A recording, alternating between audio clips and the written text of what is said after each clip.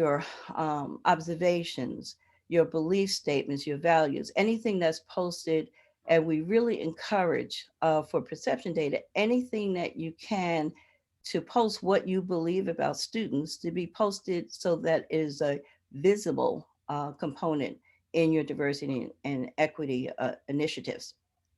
Student learning, that's when you're testing your standardized tests, your norm and criteria reference tests, teacher observations of abilities as children, your formative assessments, that kind of thing. So that's data that you want to collect as well and note.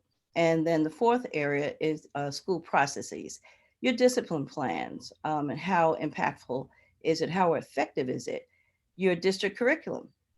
uh, Many schools have pacing guides. So you want to look at if you have special programs in your school and your district, how does it fit with the pacing guide? Does the pacing guide um, create a barrier, or does it support the equity initiatives that you are implementing? Student services, observations again, and monitoring of classroom practices. Okay, so that's the data. Nothing new, right? This is data that you have access to at any given school. But let's talk about it a little bit more. If we go to the next slide, thank you. So these are the steps that we're talking about with interpreting data. And this is not just done at the administrative level, this is done in classrooms. It's done with data team processes. It's done in faculty rooms and meetings or department and chair meetings. It's important to understand that all of us need to be exposed to data. What we also find, I think, is the administrators may understand the data and then present maybe the findings, but it's really important for our teachers to get an understanding of what the data means because they'll be able to use it and really tune into the kinds of things that make a difference. Okay, so the steps are collect and chart your data, which you already have, right? Analyze for gaps and patterns. And this may be a little twist on what equity of effort framework helps you do, and then align data to practice. And that's when it becomes very, very interesting because that's where we start taking data and we develop our professional development or frameworks or processes that we want to use in that school. Okay, so we're going to go to the next one. All right. Uh, Andrew, if you could click on collect and chart data, please. So remember, we said this is data that you already have. So when we go into a school, one of the first activities that we do, thank you, Andrew. One of the first activities that we do, we go in and you could do this at any given point, and it's always great at the beginning of the year. Use something like an index card. Don't make it so formal for your teachers because that becomes intimidating. So we'll go into a school before we get started with any of our professional development and ask teachers two things. One, what is the greatest barrier to effective instruction that you face based on the cultural backgrounds or the varying experiences that your children have? And we want you to be candid and open and give us detail. Okay, just don't say behavior or give us some specifics. Are there certain groups of kids? you know just spell it out so that it's very clear. The clearer we are in letting teachers define what barriers they have to effective instruction, the better the solutions and the research and the strategies that we can link to it. So this is an example of the patterns that we usually see. So once you collect the cards and you organize it with your leadership teams, and you don't want teachers' names on it or anything, you don't even want grade levels. So you look and organize the cards, and the cards usually show categories: behavior and discipline. I don't care what part of the country we go in. That's what we see as a major issue for teachers, and that's classroom management. Um, so the barriers identified by teachers, and we just took this, sometimes we have 30, 40 pages of looking at what teachers are saying, and you want to do that because you want to see the nuances in your specific school, because a school can have different issues and barriers and challenges even within the same district. So time spent on managing disruptive behaviors, okay, differing beliefs of respect. That would be, these are things that teachers would say.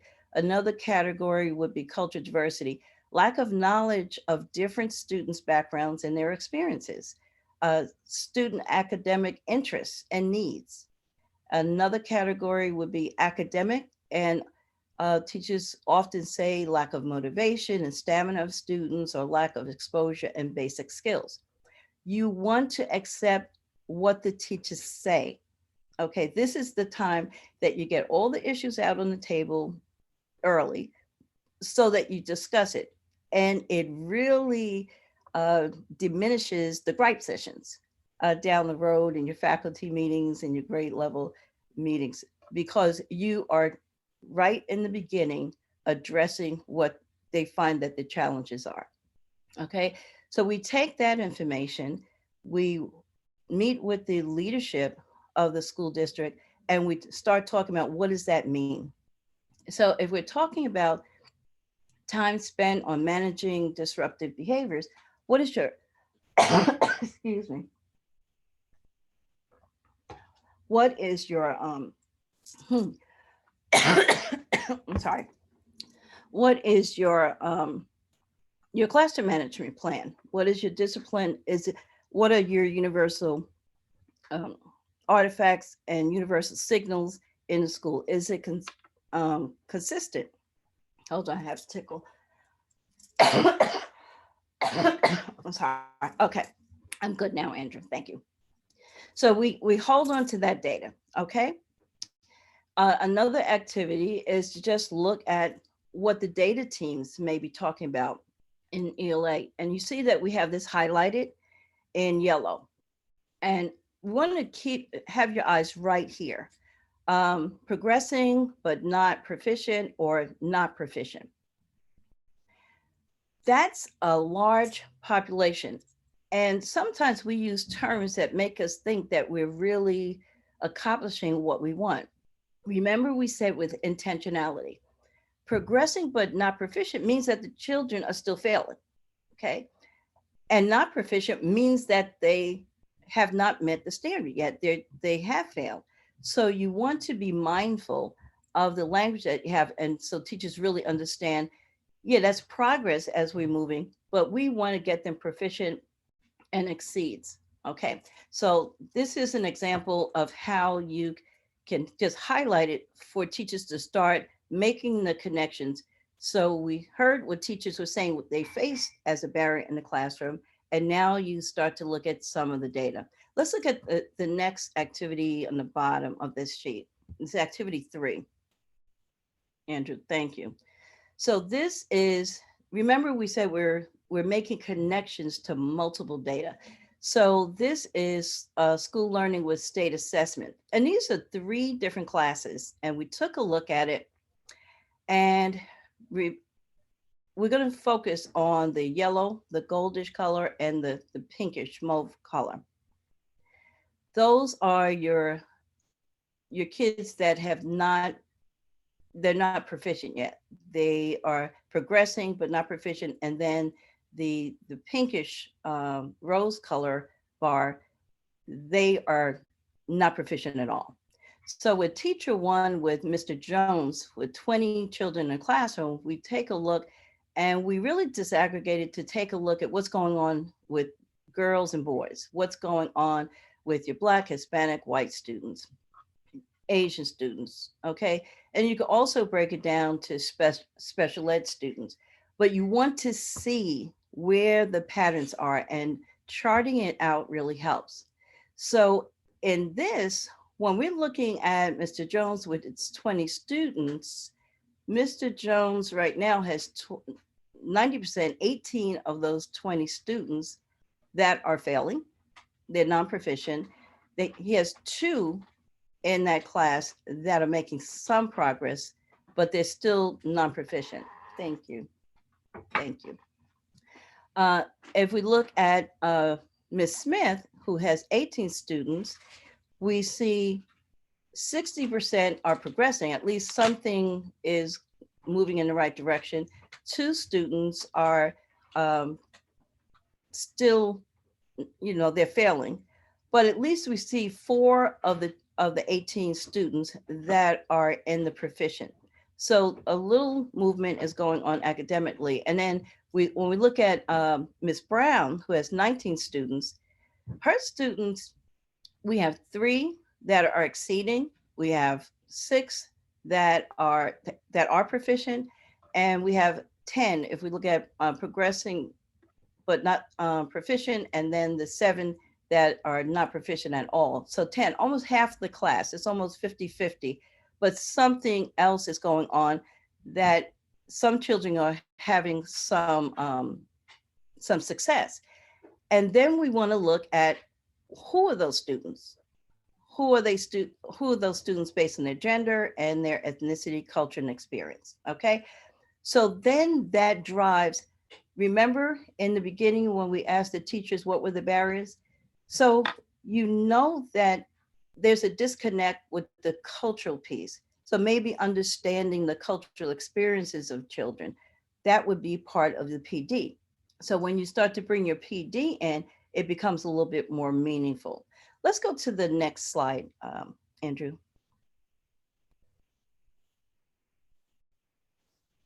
Okay, so that, remember, that was the first step. So step two is analyzing for gaps and patterns. So we looked at the individual classes, we broke down, we disaggregated some of the data, and now let's talk about looking for gaps and patterns. If you can click on that, great, thank you. So when you're looking for gaps and patterns, that's when you start really digging deeper to look for root causes. Why? And when we start charting it out, the more that you chart your data, have teachers work and highlight and really have small discussions, the first thing you want them to do is just ask why. Why do you think is happening? Why do you see the gaps with the girls? Why do you see the gaps with maybe English language learners or special needs? What's going on that we can do instructionally different so that we can ensure that all groups of students have access to success? So when you're looking at this step two, you're analyzing the gaps in the patterns. Teachers, you review and discuss it, and you want to take time to first take a look at it individually and then within the group discussions so that you really get the insight because you know who your students are. And so let me give you an example of one of the school districts that we were working in, and they had reading specialists.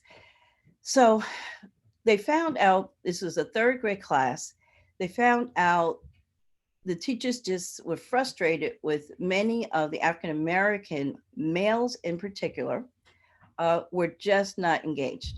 They they were having behavior problems, a number of things. And so we said, let's look at the data because that's what we did in step one. We saw that they were in that non-proficient category. So we went, let's let's do some little focus groups with the children and ask them why. And we call this the five whys. This is a process that corporations have used for years. In fact, Toyota, that's how they learned how to streamline and find the root cause of production. And in education, the five whys process helps to get to the root cause of what you're looking for. So this was a situation where uh, when they asked, the students just didn't want to read. That's what they were just disengaged. And so the reading specialist goes with the focus group and she goes to the next question, the next why. The student didn't like the books. And so then she asked, well, why don't you like the books? The next why. So this is our third why. The books were boring, the student said. They're boring. Oh, goodness. Okay. So what's boring about them? And the next why, the books didn't have stories we liked. And then when they got to the fifth why, the books didn't have anyone who looked like me or did the things that I like to do. And so that gave us a lot more insight. And so what we did, we worked with the principal. The principal used some of her Title One money, and they had some other little mini grant, and bought diverse materials to bring in to for reflection of who the kids were as individuals and as learners, and then brought that in, and we actually saw a difference. So diverse materials are important, and we'll talk about that uh, later when we're talking about some of the practices in equity. And so the results of five whys, it's really a way to, in a very quick way, just look at your artifacts from your lessons and say why this is happening. If you're looking at your data, you want to know the why behind it. And so the next activity is that you want to make the connections, and you keep looking at your data and making the connections. If teachers are saying the greatest challenges, this is what I'm facing, and you see the negative or positive impact in your data as you're doing assessments, that should take you to what kind of professional development helps. Because often we have great professional development, and many of the districts are professional development rich. But when we've done focus groups with teachers, they say we receive the professional development, but it's at the surface level. We don't go deeper into um, modifying instruction so that we're meeting the needs of children that have different kinds of experiences or have cultural backgrounds, that we're not making the connections or the links enough for them as we're scaffolding. And then looking at the third activity, and this is just examples of it. You can have any kind of configuration of making the connections to your data like this. So in a draft data narrative, you want a small group of your either your faculty or your grade level team or your department to generate and draft a data narrative on the findings from the data to review and to include. So the task, the current status, who, when, how, the materials that you'll be using, and the tools. And it helps you kind of organize it. So let's go to the next slide, please. Thank you. We're going to step 3, and that's aligning the data to practice. What we're finding when we do, and I think you can click on that, Andrew, thank you. What we're finding when we work like this, we're taking the data and then we are looking at the needs that teachers have. So instead of just, and you do both, you do the general kinds of PD for everyone to be on the same page, but then you can tweak it by looking at your data and you're tailoring your professional development. And so the teachers look at it as building not new resources, new knowledge and skill sets, so that is part of their toolkit to address the needs of diverse learners. Um, when one of the things that we're very careful of is to have a safe environment for teachers to be able to say, this is what I'm finding in my classroom, without making judgment on it. And that's why in the beginning of the year, it really helps for them to have that opportunity and keep reminding and communicating with them, this is what you've asked for. And that helps you build your professional development, any of your equity efforts plan, so that they see it's connected to what they said that they need and you're providing that. So when you're aligning your data to practice, these are practices in equity. And what we did, we put them in 5 dimensions for you so you could kind of group it. And they work concurrently. This is not something that first you start with a creative, positive learning environment, then you move to design and implement inclusive curriculum, and then you go to ensure rigor. These, at any given time, you can use the dimensions, and you may use all 5 dimensions the same time in a given lesson, depending on what the focus is. So these are practices in equity. So you want to prioritize the practices for whole group implementation, monitor for fidelity, of course, of implementation, and give teachers time to practice and to feel safe using and talking with each other during the process. What's working for one teacher, so that they coach each other and really support one another in their grade level meetings. And they're talking about what's working with my students. This is how I did it. So if we go into the next slide, we'll start talking about what the data looks like. So we've been in schools that we've had binders, and I don't know how many. You'd have binders with all of this data, you'd have spreadsheets with data.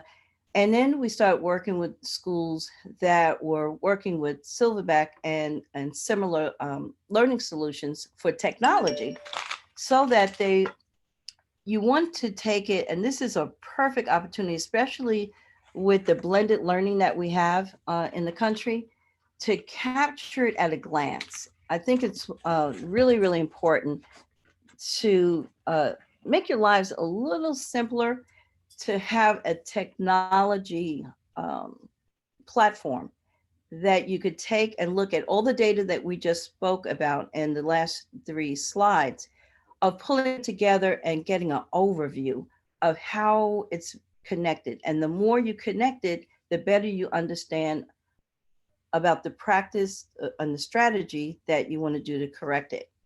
So you see, this is at a glance, and this helps you see behavior as well as academic focus right away. And you could look at it based on a grade level, a school level, or a district level.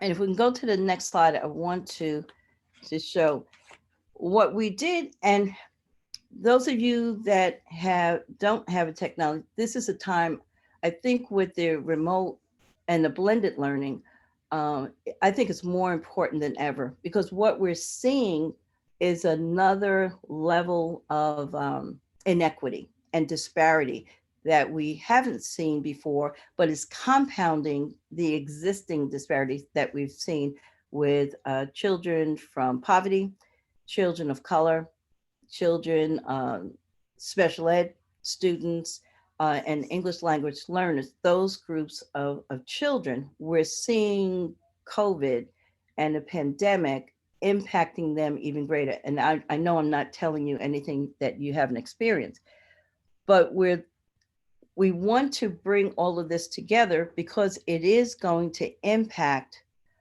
our academic achievement at the end if we don't take a look at what's going on. So this gives you a sense of, and my post, by the way, it's with Silverback. The technology helps you just see it in a faster way as you're submitting your data in the process. And the more that you can see it visually, I'm finding that diversity and equity components are better understood if we highlight and post and show graphs, so that we can really assess it as professional educators collectively, because it gives us more insight on what we're seeing and making those connections. And so you see the bar graphs, and you see right away that it's the physical. I thank you. The physical allocation. You see that bar, it's greater. So then you want to look at, you can go much deeper into looking at your gaps and your patterns. You can go to the next slide, Andrew. So that was behavior. Let me go back, Andrew, to the behavior slide. What we do often with behavior reporting, we do that in siloed as if it's separate than instructional practices. Some of our schools, when we started collecting this data, when we addressed what the issues were for the misbehavior, it might be just having a discipline plan, or making sure that we would we would bring all the feeder schools together to make sure it's an articulation of how you're using your universal signals from elementary to middle school to high school. But you wanted to keep, and we didn't, when we saw that, we looked at the months that children were misbehaving, or like in the spring, like the beginning of the year, getting them into a routine. And then we looked at what would happen. Of course, we all know right after the holidays, it's another time to revisit your classroom rules, but then again in the spring. So that data, when we saw the picture of it, we were able to make the connections. So once we did that, the administrator said, wow, what a difference. As we're addressing having more professional development for understanding cultural backgrounds, making connections, increasing student engagement, looking at kids seeing themselves in the curriculum and lessons, we started to see the behavior numbers go down and the uh, academic achievement go up. But we saw it visually. And so it made sense. And it was really an incentive for the teachers to continue to seek more information about how they can learn more about their students, how they make the connection. So that behavior reporting is connected to the academic achievement piece. And that's a piece sometimes we separate, but now this gives you an opportunity to bring it together. Thank you. And then looking at benchmarks. That, remember, we kept saying the more that you chart it so that you have visible signs that you can, at a glance, you can see the red when kids are making it, I mean, not making it, having issues. You want to see, and then you can look at the teachers so that instead of having a PD for the entire staff, you can take a look and maybe hone in on tailored kind of professional development or support or peer support. There are all kinds of strategies to help that. But it gives you a picture of your school or your district at a glance. And that color coded really really helps. When you're not working in a platform, we've had teachers with they have their spreadsheets and they do highlights and they have those kind of discussions. It's a little harder to see it that way. This gives you opportunity to see it collectively and really have those deep discussions to get to root causes. And if you can go to the next slide. And so then you look at the progress that you're making across schools and making the connections, and then looking at to see if your professional development is having the impact that you have, that you were expecting, and keeping your finger on the pulse. It gives you a quicker way to look at your data so that you can respond quickly so that you're not waiting just for those grading periods. You have immediate views of what's going on and that you could address the issues right away. Having a safe environment for your teachers to really talk about I, this is what we need, this is what would be helpful. Look at our data. This is what we're requesting in additional books or little workshops, whatever it is. It makes a connection to the data, to your professional development and your equity efforts. And if you go to the next. And then reporting on the progression summary. It is a celebration. Teachers get in, and this is our belief, that teachers get into the field of education because they want to make a difference. And when we start to see the needle move in the direction that we know that our efforts are really having impact, that's more intrinsic incentive for our teachers, and it gives them, it builds up their belief that what they do matters and making those connections. Now it takes time to get into it, but it's very easy to go through the process and the support, and it becomes a second nature. Some of the schools that we started with, it was very foreign to have conversations on diversity and equity tied to data and behavior. They didn't feel comfortable with it. But once they did, they start thinking of the things, the kinds of activities that they can bring all children to a place of success. And so reporting and looking at a progression, a summary like this really gives you an overview and a glance so that you can move forward with your academic success. Okay.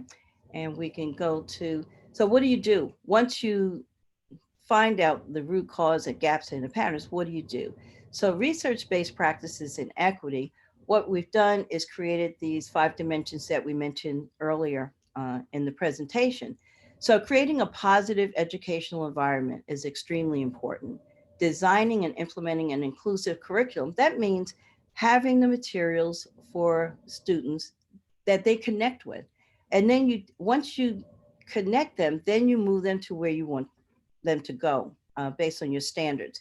Ensuring rigor for all groups of students. And that's a real challenge for a lot of our teachers. Getting, once they get the children engaged, how do you increase the rigor? Because that's when you start to move that needle into proficiency and exceeding. And then employing effective questioning techniques. And then the 5th dimension, involving students in assessment. Let's go and we'll just explain very quickly how are we doing on time. Okay. So remember, this is looking at the 5 dimensions that they can all, some aspects of all of them can be used, or you can focus on one at a time, depending on the outcome or the impact that you want, the purpose of the lesson. And go to the next slide, Andrew. Thank you. So let me, I have to move this. Good. Okay. All right. So practices in equity, and this is the 1st dimension that we talked about. So welcoming students by name as they enter the classroom or the learning environment, because many of us are still online with remote learning, is to recognize our students. It just is that light in the eyes that you see when you bring students and you say, I see you. Okay. And you know something about them. So you want to understand them as an individual and as a learner, especially now when we're trying to keep that student engagement if you're still on remote learning. It's very, very important to make the connections. Arranging the learning environment to accommodate discussion and to be flexible. It takes a little time, but it really matters on the configuration of your classroom for the purpose of the lesson. And once students get in the routine of it, it goes very quickly. It doesn't take away from the time, or you can have it set up as they come in, but you want to accommodate discussion. Um, Building relationships with students, we've heard that forever, but it's even more important as we look at social emotional techniques of integrating that into our classrooms, whether with brick and mortar or online or blended. Relationships matter. Of just saying how's that day going, or those check-ins that you have. Those are all equitable practices. And communicate, when we communicate, verbal and nonverbal cues are important, and our body language says it even on Zoom. And if we see the body language of our students are making that connection, like what's going on with you, and having that check in with them as well. If we go to the next dimension, and we're hoping that we're creating this so that you feel we're making the connections of what do you do once you find these gaps and patterns. How do you connect diversity and equity into the classroom? And these are all research-based practices that we know work and impact and improve a positive learning environment for students. So in dimension 2 is designing and implementing um, an inclusive curriculum.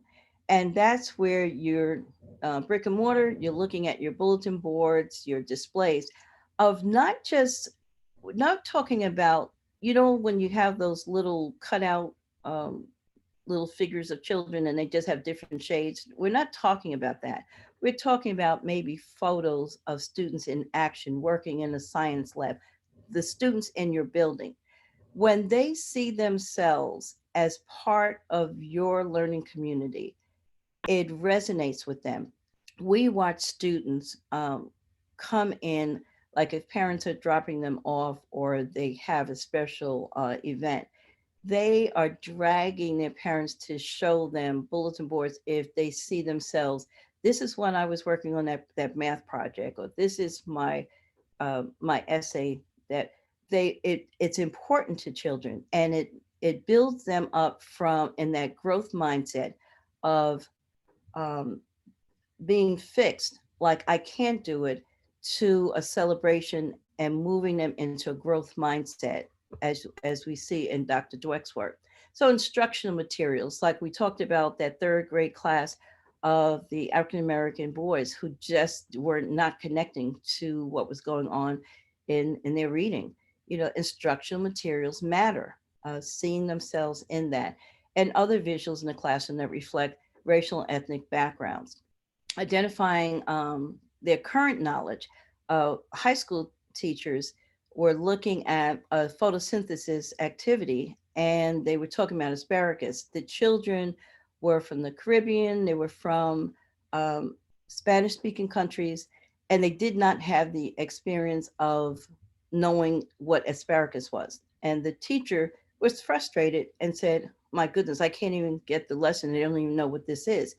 Another teacher said, "Well, look at the experiences of the children, use Callaloo or something from their culture, and do the same kind of activity in a photosynthesis example. Make connections to their heritage and then move them to where you want them to be."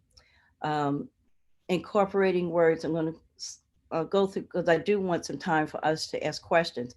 Incorporating some of their words in student heritage language and backgrounds. Working in Miami, for instance, we were working with the high school, and you have, children like in many of the cities and many even suburban areas, you have children from uh, all parts of the world now speaking different languages. So the math department decided that they would have anchor charts with student heritage language on some of the concepts that they wanted to teach. They had, of course, the English, but they had it in Creole and they had it in Spanish so that they can make connections, just to help, scaffold students. If we can go to the next slide. Dimension three, graphic organizers are phenomenal for organizing kids' thinking, who, especially if they don't have a lot of organizational skills yet. So, graphic organizers, even with writing, we've seen it in social studies, but even breaking down graphic organizers to write narrative essays and build it until you can take the scaffolding away from it and they can have the flow of it. But we know that graphic organizers work. Heterogeneous grouping and cooperative groups are incredibly impactful. As if the structure is done with the expectation of the roles and responsibilities for the students. Cooperative learning model from the Johnsons was originally meant for desegregation purposes, for children to build relationships with one another and also to impact academic achievement. So small groups, structured small groups, and cooperative learning will impact and are equitable practices. And then asking higher order questions equitably with high and low achieving students. We have to push our children in that rigor. If we can go to the next dimension, um, questioning techniques is where we're finding a lot of our teachers having a problem of really probing and clarifying techniques that encourage that deep thinking. Using wait time is incredibly important for different reasons. If it's an English language learner, it may be language acquisition, processing time to formulate that.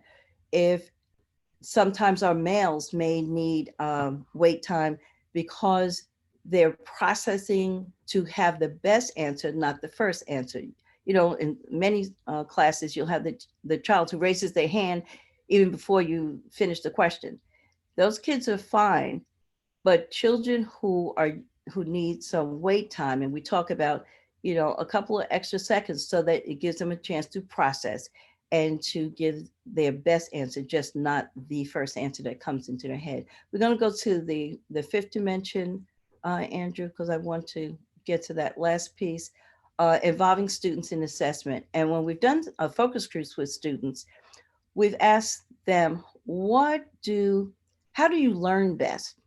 And our students, and we've done this from elementary to high school, they'll say that the pace is too quick, or the way the teacher, if we ask for a question and we don't understand, they'll say, well, you should know this already. And so they say, then we're embarrassed, so we're not going to ask more questions. But if we ask kids and check in with them, feedback, how effective is my instruction? Are you getting it? Do you like this kind of activity? We have to do more of that. That's what children have said in the focus groups, that they would like more opportunities, more models, more examples, to feel comfortable asking questions without feeling stupid. Those are kids' words. Um, and then identify what they do know and then connect it to the instruction. So connecting it with what they do know, you have to know them as individuals, cultural backgrounds, and their experiences so that you can make those comparisons and analogies. And then providing students with the criterion standards for success. So those rubrics are important, and models, and giving them a chance to, once they have feedback, that they have another chance to resubmit their work. More time for us, but if our focus is to look at academic achievement, that's where we know that we're making gains. And if we can go to the next, which I think are questions. Oh, this is just what we're noticing now as we're getting feedback from schools around the country, uh, to pay attention to the new equity concerns. The academic focus, the student engagement piece is key, and that is going to compound our achievement gaps and our instructional gaps. So we want you to start thinking, um, how do we ensure that we are increasing student engagement? We just said, tie it to what's going on in the child's life, whether it's their culture, their language, or their experience, to increase student engagement. One of our teachers started integrating understanding about COVID in middle and in high school science classes, and it increased, it spiked the interest because we did formative assessments, and we did data feedback from the teachers, and they said as the children, they just were not being engaged online, that it spiked. It was the most engaged that they had experienced in the whole pandemic time, when they tied it to just things that are affecting them for them to understand. So, and it increased the rigor. Cultural backgrounds of our students, we know that there's increased fear and anxiety because they're hearing adult conversations from the news, from families, and it's a genuine fear, because if we know that it's a disparate impact on minorities and people in poverty, we we have to consider that and build that trust with our communities for our families to return to schools as they feel comfortable, but they have to know with visible components that we're doing everything that we can in order to ensure their safety. Uh, so that's really compounded. We're seeing a new equity concern on socioeconomic status with the devices that we talked about earlier. And then the social emotional concerns. We are seeing an increase in some suicidal ideation from children that we haven't heard before. That has increased what we're hearing from the trust counselors. And now for questions, I think we just have a few minutes for questions, and you can put it in the chat. I hope this has been helpful in making a connection of data to equity practices. Do we have questions? Thank you, Dr. Alam. So at this time, if you have any questions, please, you can place them in the chat, or you can request to unmute, and I'll be happy to unmute you. You may be able to unmute yourself and ask Dr. Alam any questions the last few minutes that we have. Let me get in to, are we seeing any? No questions as of right now.